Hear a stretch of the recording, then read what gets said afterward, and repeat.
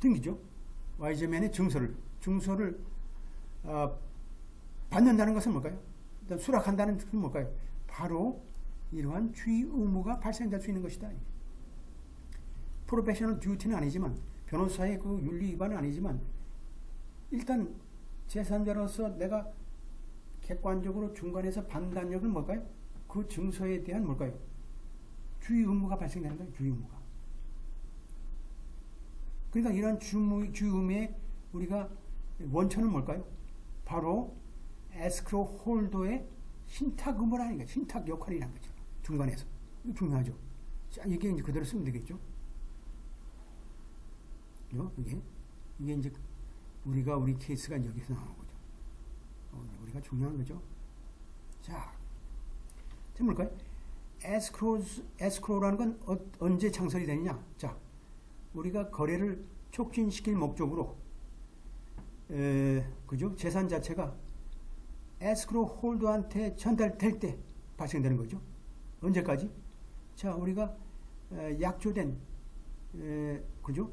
지시 내용에 명시된 조건이 완수될 때까지, 그리고 그 재산 자체가 타인에게 그 지시대로 전달될 때까지 우리가, 그러니까 뭘까요? 이 변호사가 일단 조건이 완수될 때까지 기다렸다가 보고 넘겨야 되는데, 안 하게 되면 어떻게 돼요? 이러한 코드 위반이 되는 거죠. 프로페셔널 코드의 17,003조의 위반이 된다. 이 항소심의 중요한 문제는 뭘까요? 자, 이러한 우리가 소송 자체가 이러한 에스크로의 우리가 구속 요건을 충족시키냐라는 거죠. 충족시킨 것이냐라는 것을 우리가 판단할 필요가 있다.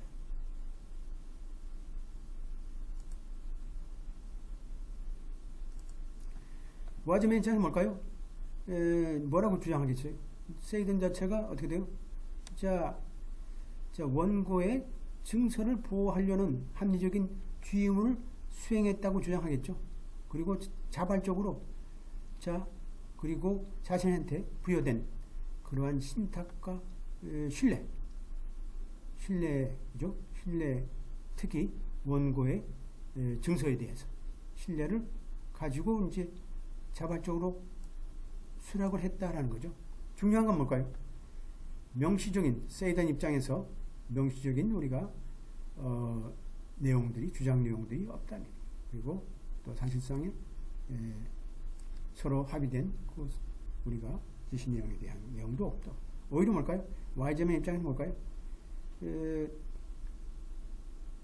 변호사의 그죠? 사실상 변호사가 거절을 하지 않은 거. 그렇죠. 그 다음에 증서의 전달에 대한 또 사실상의 그죠? 응답, 이런 것들이 보통은 그런 엔트러스먼트는 뭘까요? 하나의 신탁이죠.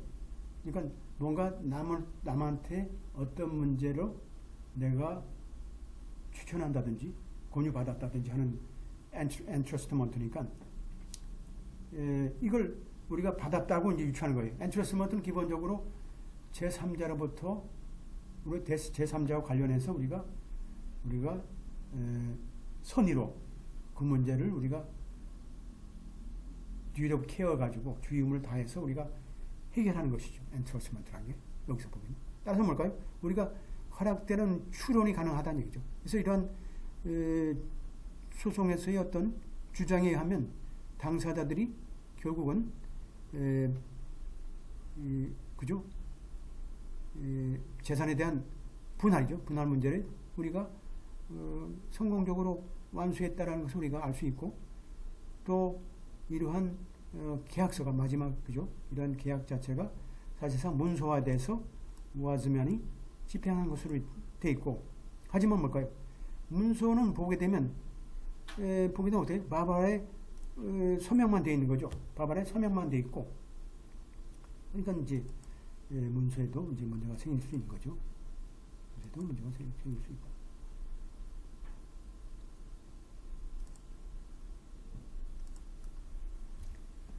자, 그 나머지 문제는 뭘까요? 이 계약에 의한 나머지 요구되는 문제가 뭘까요? 와이즈맨이 뉴포트 그죠? 부동산에 대한 자신의 권리를 바바라한테 넘겨주는 것이다 라는 거죠. 그리고 뭘까요? 당연하게 7만 달러 현찰이나 약수금을 전달하는 거죠. 이러한 사무 집행에 있어서 를 살펴볼 때 이러한 그 세이단한테 이러한 증서를 와이즈맨의 전달 자체는 뭘까요? 한마디로 뭘까요? 이 분할 문제, 이 협약 부부간의 이런 재산 분할 문제의 계약을 협상을 우리가 촉진시켜야 할 목적으로 선의로 우리가 행한 부분으로 우리가 해석할 수 있는 거죠. 그래서 이러한 행위는 어떻게 될까요? 어떤 경우에만 우스꽝스러울 수 있냐면 뭐 이거 어떻게 돼요? 비윤리적이고 혹은 비전문적인 그러한 몇몇 변호사에 의해서 하는 경우에만 우리가 볼 때는 참 이 행위 자체가 어리석기 짝이 없다는 뜻이죠. 어리석기 짝이 없다. 비윤리적이고 비전문적인 법률 서비스에 해당되는 거죠.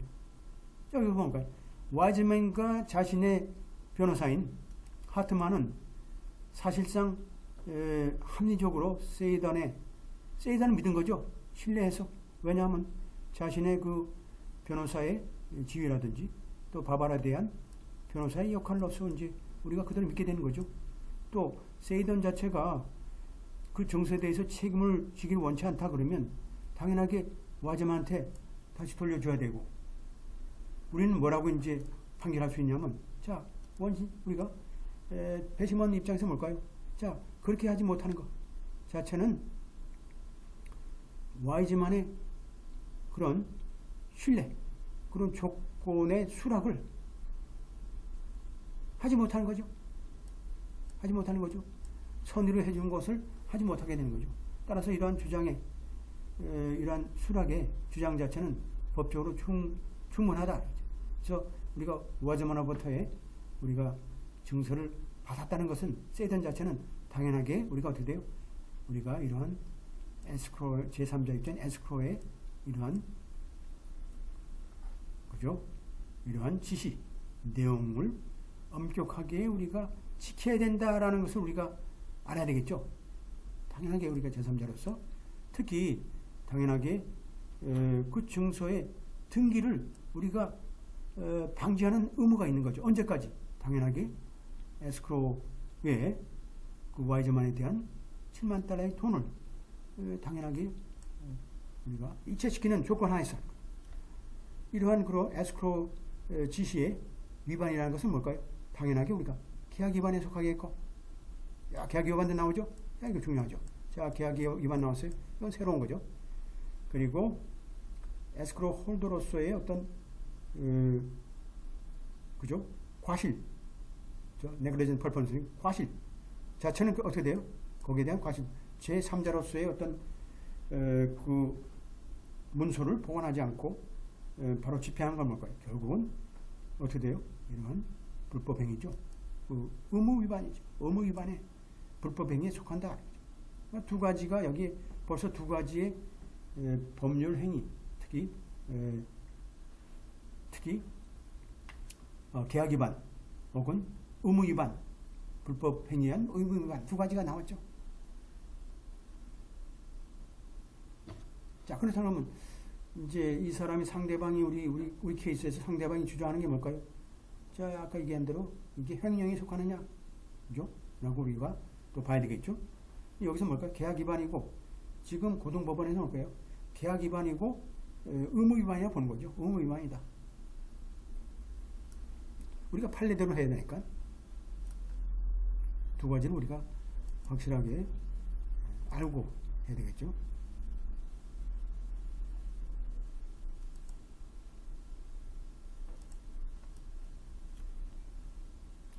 그러니까 와이즈맨 입장에서 뭘까요? 계약 위반이라고 보다는 세이던의 그 증서 취급이 좀 과실이 있다고 주장한 거죠. 그래서 이 과실에 대한 주장 자체는 사실 일반적인 그죠? 변호사들의 소위 법률 서비스의 과실에 해당되는 문건이 아니라는 얘기죠. 과실에 대한 내용이. 그러니까 소실 뭘까요? 클라이언트에 대한 소위 허락되지 않은 압수라든지 또 에스크로인 상태에 있는 문서의 등기라든지 이런 것을 방지하지 못하는 변호사의 행위 자체는 뭘까요? 이건 뭘까요? 이게 변호사의 업무가 아니라는 얘기죠. 업무가 아니다. 변호사가 이렇게 그 보관하고 이렇게 보관하는 게 그리고 그걸 방지하는 게 변호사의 업무는 아니죠. 제3자가 일단은 갖고 있만 있으면 돼. 공평하게. 하지만 YG맨의 입장에서 볼 때 소인으로서 잘못 지금 우리가 소인을 정한 것 그죠? 이게 변호사로서의 과실이다라는 것은 뭐 중요하지 않다는 뜻이죠. 우리가 이러한 신청 내용을 우리가 유지함에 있어서 우리가 소송 자체는 우리가 이러한 뭘까요? 책임으로 발생될 수 있는 이 소인으로 우리가 명기할 필요가 있다는 뜻이죠. 그러니까 상대방 지금 변호사가 이 문제에 있어서 지금 소인 자체를 잘못 지금 명기한 거예요. 그러니까 고등법원에서 뭘까요? 그게 아니고 아까 대로 계약 위반과 약간 breach of duty 의무 위반이라는 거죠. 이게 지금 변호사의 과실로 보는 게 아니죠. 이건 누구든 가만히 있으면 되는 걸 못하라는 게 변호사의 업무는 아니니까 변호사의 업무만은 로이어링이라는 뜻이고 그죠? 별개라는 뜻이죠.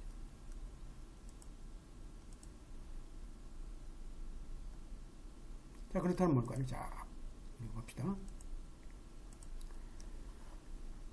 그리고 뭘까요? 세덴의 이러한 책임 자체는 이 과실이 한 거 아니죠. 변호사의 과실이 한 게 아니고 오히려 자, 일반적으로 짐을 제3자가 맡고 있는 베일의 입장에서 짐을 보관해서 자, 권한 없이 맡긴 자의 권한 없이 그걸 처분하지 않는 것이 의무죠. 그거죠. 그러니까 물건을 맡겼는데 그 본인이 아닌 제3자한테 그냥 줘버리면 그 책임이 문제가 생긴 거죠. 여기에 명백하게 우리가 항변된 건 아니다 할지라도 그죠? 여기에 주장된 사실 자체는 우리가 또 경우에 따라 뭘까요? 또 여기 보게 되면 자, 이게 또 새로운 게 나오네. 자, 여기서 보게 되면 횡령에 해당되기에 충분하다. 횡령이다. 횡령도 나오네. 횡령이란 뭘까요? 자, 이러한 다른 사람의 물건에 대한 점유권의 불법적인 행사를 우리가 이런 컨버션을 하는 거죠. 횡령이죠. 일반 법칙은 뭘까요? 이런 횡령의 기본은 뭘까요? 기본은 우리가 어떤 뚜렷한 의식이라든지 또 피해자의 의도가 필요 없는 거고 오히려 부당한 간섭, 피고에 의한 부당 간섭이죠. 그 제3자의 재산에 대한 권한에 대해서 부당한 간섭을 가한 거죠. 그러니까 본인이 아닌 제3자한테 그냥 넘겨주는 거니까 제3. 여기서 뭘까요? 한마디로 우리가 아주 기가 막힌 판결 내용이에요. 자, 그렇다면 뭘까요? 자, 이게 뭐 선이든 악이든 관계없다는 뜻이죠. 그리고 이게 주의 의무든 과실이든 알았든 몰랐든 일반적으로 그건 문제가 되지 않는 거죠. 자, 우리가 횡령의 구속 요건은 뭘까요? 당연하게 어떻게 돼요? 횡령의 구속 요건 이 네 세 가지를 다 적어야 되겠죠. 세 가지. 어떻게 생기게요? 자, 이 소유자의 권리, 점유 권리, 소유 권리 이거에 대한 문제가 되겠고 또 피해자의 소위 피고에 대한 전용이죠. 부당한 행위로 통해서 또 재산에 대한 처분을 통해서 그 피해자가 소위 피고가 전용행 그래서 그 손해가 발생한 우리가 이게 컨버션이죠. 일반적으로 우리가 횡령에 대한 손해배상 내용의 측정 자체는 당시에 전용 당시에 횡령 당시에 발생한 재산에 대한 가치를 기준으로 하고 또 우리가 당연하게 우리가 지출된 그죠? 돈과 시간에 대한 공정한 우리가 보상까지 포함되는 거죠. 이게 이제 민법, 민사소송법, 민법 3336조에 있네요. 이게 이제 손해배상의 내용들이 여기 다 들어가야 되겠죠. 다른 사람에 대한 맡겨진 재산에 대한 잘못된 전달이죠. 당연히 이것이 이제 우리가 비록 그것이 과실이든 그것이 선의로 행위를 했던 간에 관계없이 일단은 변호사가 일단 넘겨줬으니까 미스딜리버리죠. 어떻게 해요? 횡령에 속하죠. 세이드 입장은 뭐라고 주장하겠죠? 자, 이제 변호사로 하여금 이런 에스크로 홀더의 의무를 쓰도록, 그죠? 우리가 굴레를 집어 쓰도록 하는 건 뭘까요? 제3자에 대한 우리가 책임을 지도록 하는 것이다 라고 이제 하는 거겠죠. 그러니까 뭐 법원에서 뭘까요? 우리가 말이죠, 변호사로 하여금 이 거래를 촉진하는 것을 방해하도록 하는 목적이 있는 게 아니다. 오히려 뭘까요? 자, 변호사한테 우리가 그러한 그죠, 거래 종료 문서들이죠. 또 합의 문서, 또 면책 문서, 뭐 자금이나 기타 여러 가지 부분에 대해서 우리가 신뢰하고 맡기도록 하는 것이 일반적으로 우리가 용이될 수 있는 그런 부분이 아니냐. 하지만 뭘까요? 우리는 우리하고 주의를 당부한다. 변호사관들이 이러한 맡겨진 에스크로 재산 자체를 자신이나 자신의 그죠? 클라이언트의 사용 목적으로 전용하지 않도록 하는 것이 우리가 주의를 요한다. 그러니까 뭘까요? 이게 결국은 세이든 자체가 이제 잘못된 법리를 갖고 있는 거죠. 우리는 뭘까요? 난 필요 없다. 에스크로 홀더, 난 그 역할도 하고 싫다. 그러면 거래가 안 되죠. 누가 일단 갖고 있어야 될 거 아니에요. 특히 변호사가 또 믿을 수 있는 직책이니까 우리가 갖고 있어야겠죠. 그러니까 우리 내용들을 그대로 이제 적으면 되겠어요. 그 다음에 이제 두 번째, 자, 보게 되면, 이건 이제 디아즈, 그죠? 디아즈 케이스죠? 유나이트 콜롬비아 뱅크니까, 볼 때는 또 이게 신탁은행이 될 수 있겠죠? 원고 자체인, 원고죠? 항소인 디아즈라는 사람이 이제, 문서로서, 그죠? 문서로서 계약서를 이제 집행했네요. 안토니오 질이라는 사람한테 자신의 그 식당이죠. 음식점을 그죠? 재산이죠. 자산의 판매에 대한 그죠? 판매에 대한 매매 계약서를 이제 문서로 이제 집행했어요. 원고죠. 디아즈가 이제 이 사람이 이제 이민자로 영어도 잘 읽을지도 모르고 쓸지도 모르고 사실상 법적인 그 포멀리티를 몰랐으니까 또 계약서 보게 되면 공중인이 했고 보게 되면 전체 금액이 어떻게 돼요? 19,000달러로 되어 있고 300불씩 할부로 지불하겠다는 약속 의무로 이제 되어 있죠. 300불씩 나누면 몇 달 지불하는 뜻이요? 19,000 나누기 300 하게 되면 한참 걸리겠네. 그리고 이제 판매 계약에 대한 또 추가 조건으로 이제 에스크로가 되어 있겠죠. 안토니오 질이 에스크로 계정을 이제 유나이트 콜롬비아 은행으로 일단 개설이 돼 있었고 또 에스크로 자체가 이제 은행에 그죠? 일단은 문서로 그죠? 은행에 그 인쇄된 형태로 이제 진행이 됐죠. 특히 이제 안토니오 질하고 디아즈가 이제 3명을 한 형태로 이제 진행이 돼 있어요. 에스크로가.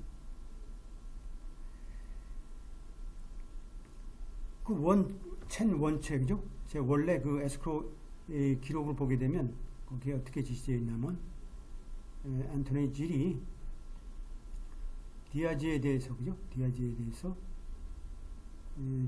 7,000불을 우리가 일단은